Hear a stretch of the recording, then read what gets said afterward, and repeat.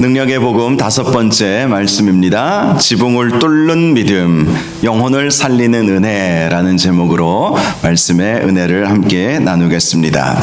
1925년 미국 알래스카 서북쪽 끝에 있는 작고 외딴 얼음 마을 놈이라고 하는 마을에 있었던 일이었습니다. 그해는 겨울철이었습니다. 마을의 어린아이들 사이에서 치명적인 디프테리아 전염병이 돌기 시작했습니다. 전염성은 강했고 아이들은 하나둘씩 숨을 거두며 죽어가게 되었습니다. 마을 의사에게는 치료제가 없었습니다. 이 아이들을 살릴 수 있는 유일한 치료제인 혈청은 마을에서 무려 1600km나 떨어진 앵커리지라는 도시에 있었습니다. 평소 같으면 기차나 비행기로 운반할 수 있었을 것입니다. 하지만 때는 혹독한 겨울이었기에 영하 50도까지 떨어지는 끔찍한 눈보라로 인해서 비행기도 틀 수 없었고 기차도 얼어붙어 달릴 수가 없었습니다. 배조차 바다가 꽁꽁 얼어붙어서 접근할 수가 없었습니다. 마을은 철저히 고립이 되었습니다. 죽음의 그림자가 온 마을을 덮고 있었습니다. 그때 유일한 운반 방법이 하나 제안이 되었습니다. 바로 알래스카의 개 썰매였습니다. 20여 명의 썰매꾼과 150마리의 썰매 개들이 동원이 된 것입니다. 이들은 릴레이 방식으로 혈청을 운반하기로 결단을 했습니다. 사실 영하 50도의 맹추위 속에서 썰매를 끄는 것은 죽음을 자초하는 행위였습니다. 실제로 눈보라 때문에 앞이 보이지 않았고 썰매가 뒤집히기도 했습니다. 얼어붙은 바다 위를 달리다가 얼음이 깨져서 목숨을 잃을 뻔한 위기도 여러 번 넘기게 되었습니다. 썰매꾼들의 손과 얼굴은 심하게 동상에 걸렸고 썰매 개들은 달리다가 심장이 터져서 죽기도 했습니다. 도대체 왜 이들은 자신의 목숨을 걸고 그 무서운 눈보라 속으로 뛰어들었을까요?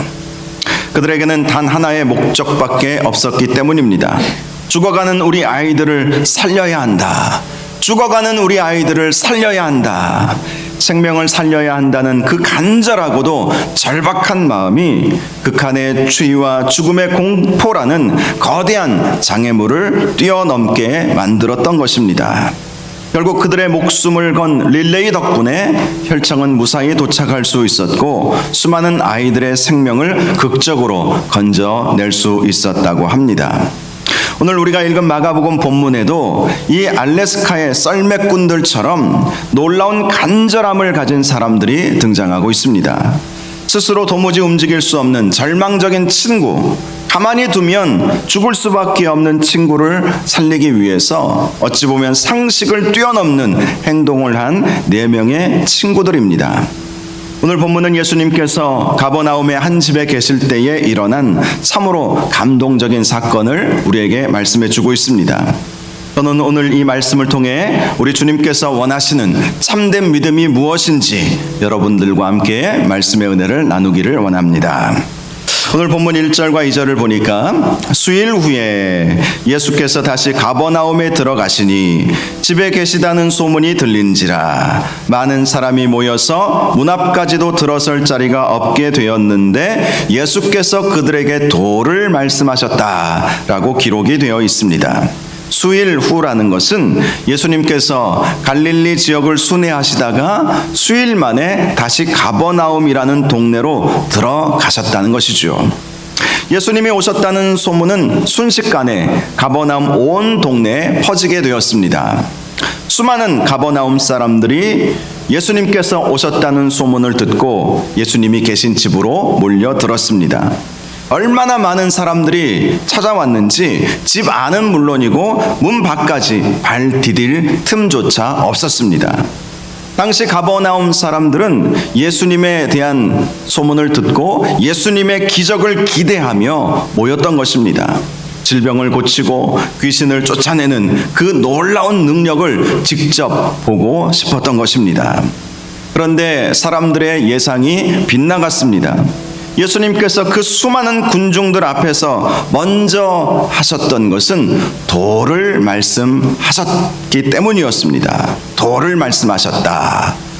이 도는 길거리에서 가끔 만나는 도를 아십니까? 라는 사람들의 도가 아닙니다. 길도자를 써서 하나님께로 이르는 길, 하나님의 뜻대로 사는 길에 대한 생명의 말씀을 예수님께서 먼저 가르쳐 주셨다라는 것을 말씀하는 것이죠. 즉 예수님은 예수님을 찾아온 수많은 사람들 앞에서 기적을 베푸시기 전에 먼저 하나님의 생명의 말씀을 증거해 주셨다는 것입니다. 실제로 신앙의 본질은 눈에 보이는 기적이 아니죠. 표적이 아닙니다. 신앙의 뿌리는 오직 변함없는 하나님의 말씀에 있음을 믿으시기 바랍니다.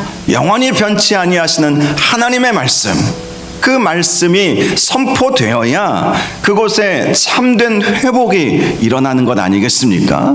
그래서 예수님께서 먼저 하나님의 말씀을 선포하셨던 것이죠.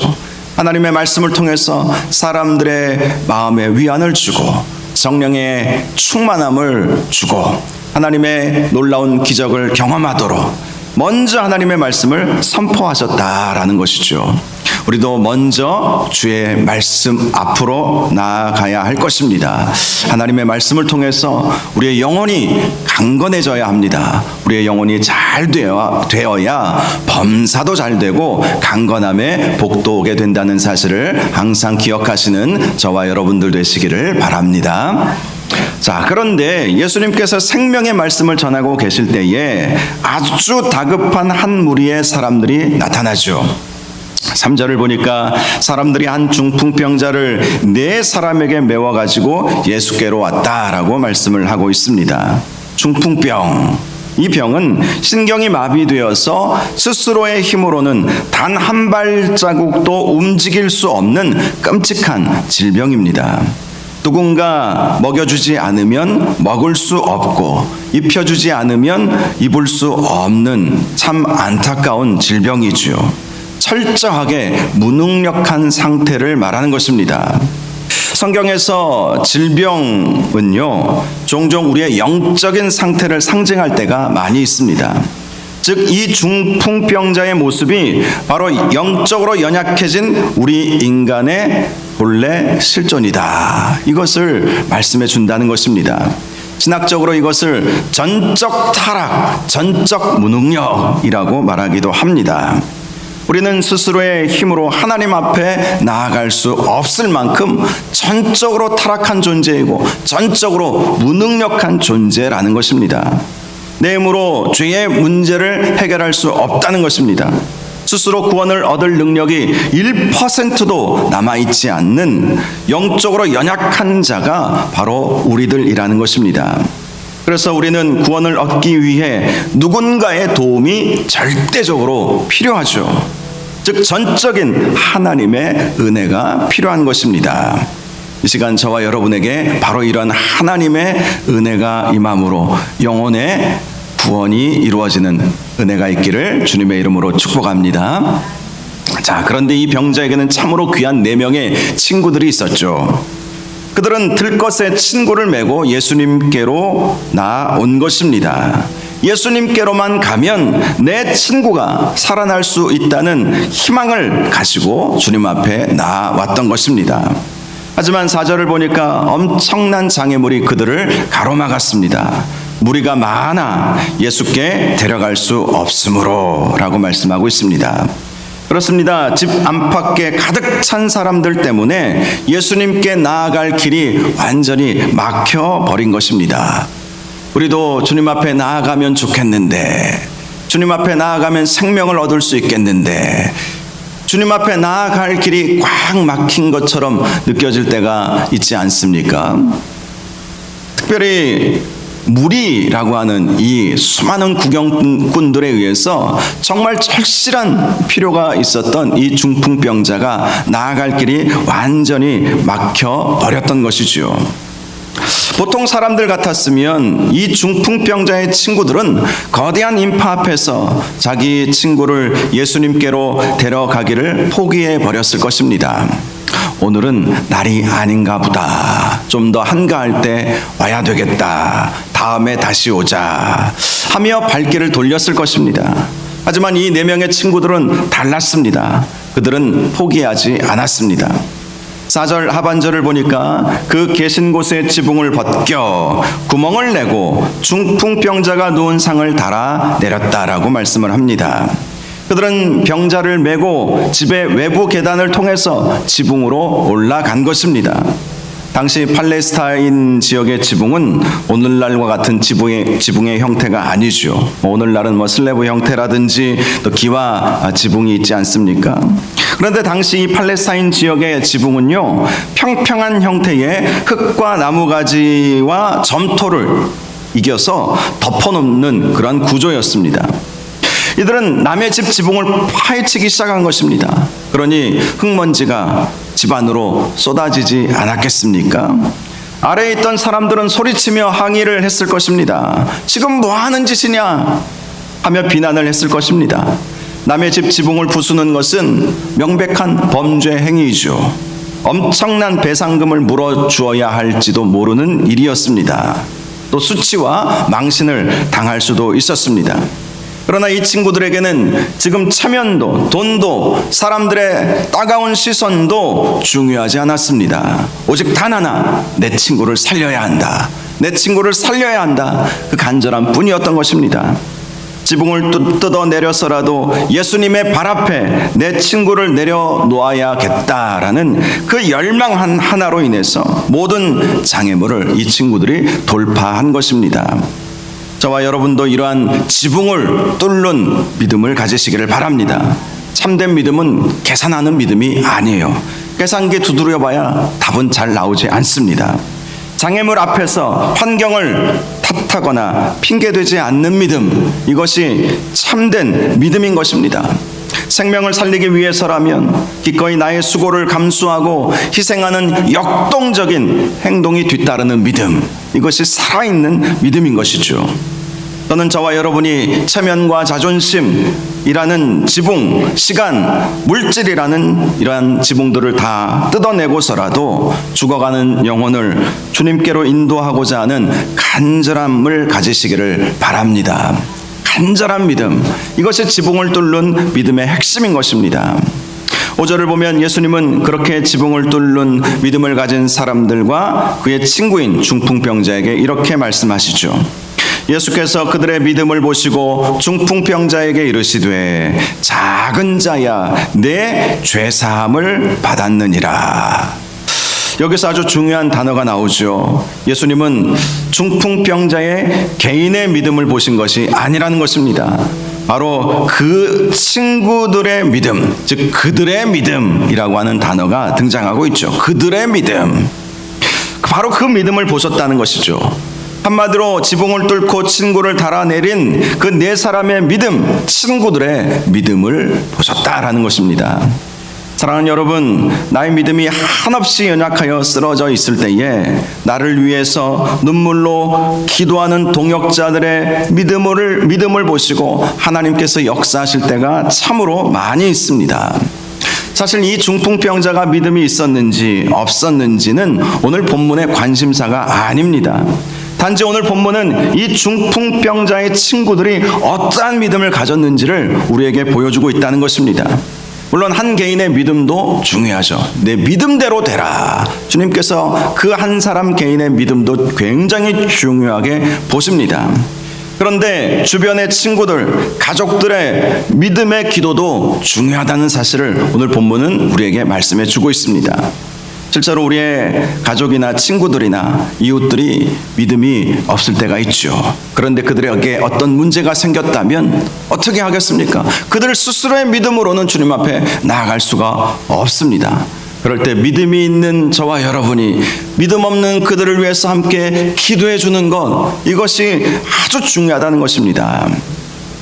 마찬가지로 나 역시 믿음으로 살아가지만 고난을 당할 때 넘어지기 쉽지 않습니까? 그것이 우리의 연약함이지 않습니까? 특별히 여러 가지 어려움들을 경험하게 되면 있던 믿음도 흔들릴 때가 참 많이 있지 않습니까? 그럴 때 누군가가 나를 위해서 지붕을 뚫는 믿음으로 나아간다면 하나님께서는 그 믿음을 보셔서 우리의 문제도 해결해 주신다는 것이죠. 좋은 동역자들, 믿음의 동역자들 많이 만들어 가시기를 바랍니다. 제가 미국에서 공부할 때 로버트 클린턴 박사님이 하셨던 말씀에 지금도 기억하고 있는 말씀, 그 권면이 있는데요.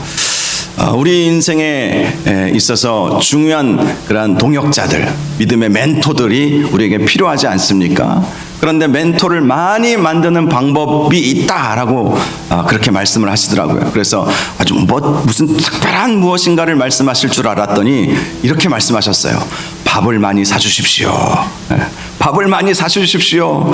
그러면 친구들을 많이 얻을 수 있다는 거예요. 물론 그 외에도 뭐 밥만 사준다고 되는 것은 아니겠지만 그 외에도 여러 가지 것들이 필요하겠지만 밥을 같이 먹으면서 서로 친하게 친밀하게 지내고 또 기도의 제목을 나누다 보면 내가 어려울 때 그 사람이 나를 위해서 눈물로 기도해 주지 않겠습니까? 또 그 사람이 어려우면 내가 또 그를 위해서 눈물로 기도해 줄 수 있지 않겠습니까? 예수님께서 지금 그 친구들의 믿음을 보셨다라는 것이죠. 그런데 이런 상황 속에서 예수님께서 하신 말씀은 당시 사람들의 예상을 또 한 번 빗나가게 했습니다. 예수님은 병 고침을 받기 위해 온 사람에게 이렇게 말씀하셨어요. 이 사람의 병이 나았다라고 하지 아니하시고 이 사람의 죄가 사함을 받았느니라 라고 선포를 하신 것입니다. 도대체 왜 그러셨을까요? 그 이유는 예수님은 인간의 가장 깊고 근본적인 문제를 꿰뚫어 보셨기 때문입니다. 실제로 육신의 질병은 고통스럽지만 우리의 육체는 언젠가 흙으로 돌아가지 않습니까? 우리에게 있어서 더 중요한 것은 영혼의 문제이지 않겠어요? 영혼의 문제, 영혼 구원이 먼저 선행되어야 하는 것입니다. 영혼 구원을 받지 못하고 아무리 질병에서 나음을 받는다 한들 그것이 무슨 의미가 있겠습니까?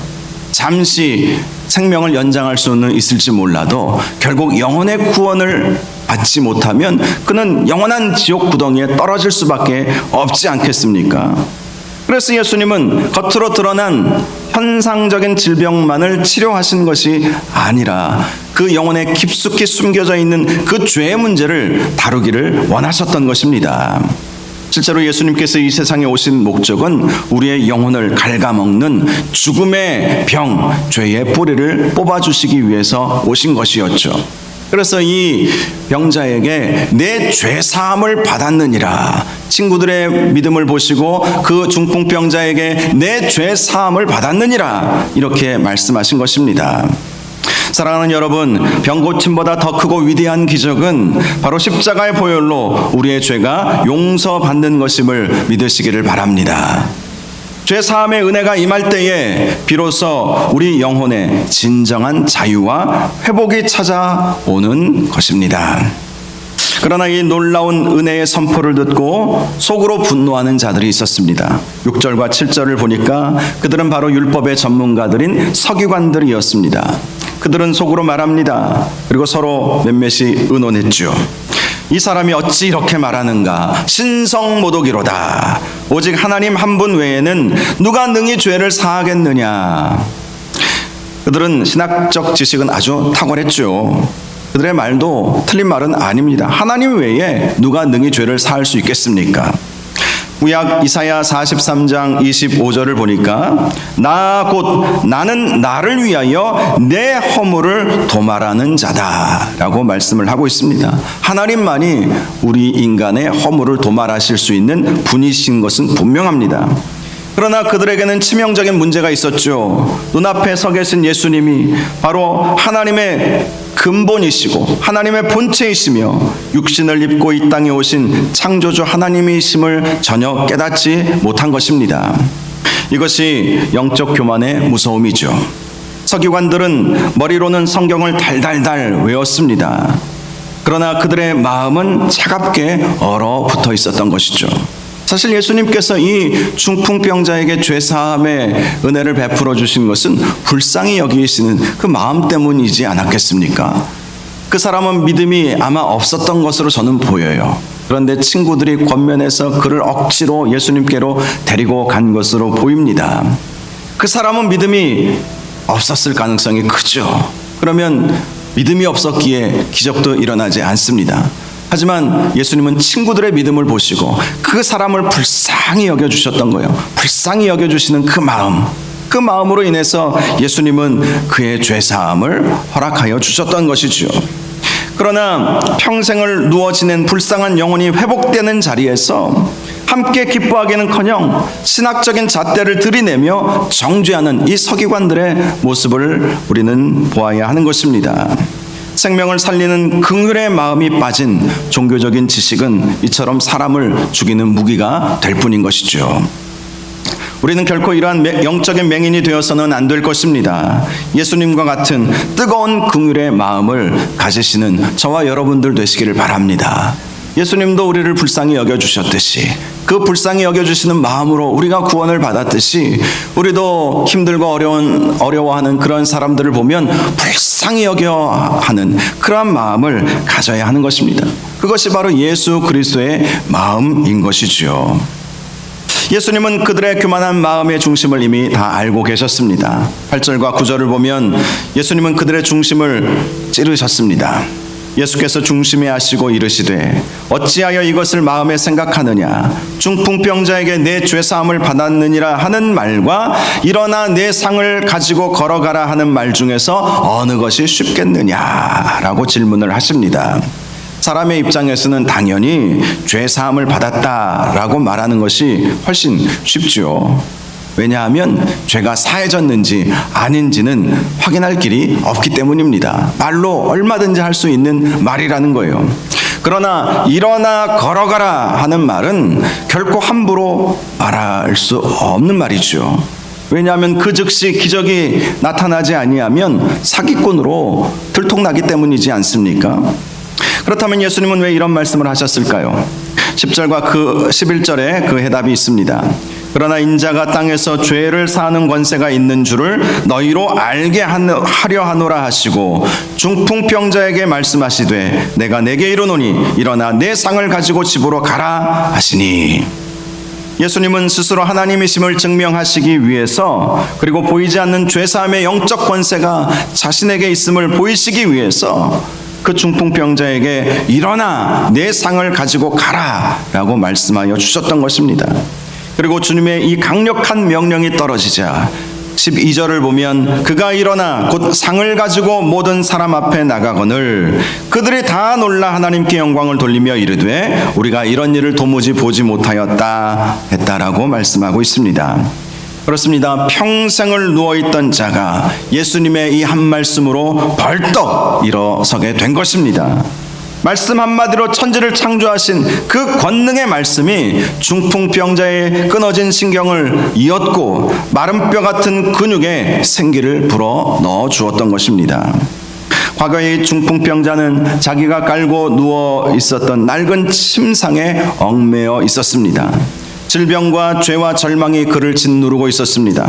하지만 그가 주님의 은혜로 죄 사함을 받고 주님의 생명의 말씀이 그의 심령 가운데 들어가자 그가 그 상을 훌훌 털고 번쩍 들고 걸어가게 된 것입니다.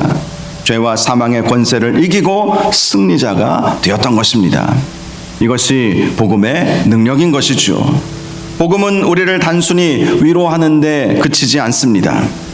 복음은 우리의 본질을 변화시킵니다. 죄와 상처에 짓눌려 꼼짝하지 못하던 우리를 벌떡 일어나게 하는 것이 복음의 능력인 것입니다. 저와 여러분이 바로 이러한 복음의 능력을 힘입으시기를 바랍니다. 쓰러졌다가라도 그 이 복음의 말씀 때문에 벌떡 일어서시기를 주님의 이름으로 축원합니다. 말라기서 말씀을 보면 여호와를 경외하는 자들에게 치료하는 광선이 비추어져서 외양간에서 나온 송아지와 같이 뛰리라 이런 말씀이 있지 않습니까? 예수님의 그 치료의 광선이 이 중풍병자에게 비추어짐으로 말미암아 외양간에서 나온 송아지가 이 막혀있던 그 우리 가운데 있었던 그가 밖으로 나와서 펄쩍펄쩍 뛰듯이 이 중풍병자가 그렇게 뛰는 역사가 있었던 것입니다. 결국 수많은 군중들은 이 압도적인 은혜의 현장을 목격하고 하나님께 영광을 올리게 되었다라고 말씀을 하고 있습니다. 이제 그들은 예수님께 죄사함의 권세가 있음을 인정할 수밖에 없었던 것입니다. 이런 놀라운 기적의 역사가 이 친구들의 믿음, 친구들이 지붕을 뚫고 예수님께 자신의 친구를 데려가기를 원했던 그 믿음으로 인해서 일어나게 되었다는 것이 오늘 본문의 말씀인 것입니다. 고아들의 아버지라고 불리는 영국의 조지 뮬러 목사님이라는 분이 계시죠. 아주 선하신 분이시고 고아들의 아버지라는 평가를 들었으니 얼마나 선한 분이셨겠습니까? 그런데요, 이분이 젊은 시절에는 도둑질을 일삼던 불량배였다고 해요. 이분이 하나님의 은혜가 아니었으면 평생 그렇게 살다가 감옥에서 죽었겠죠.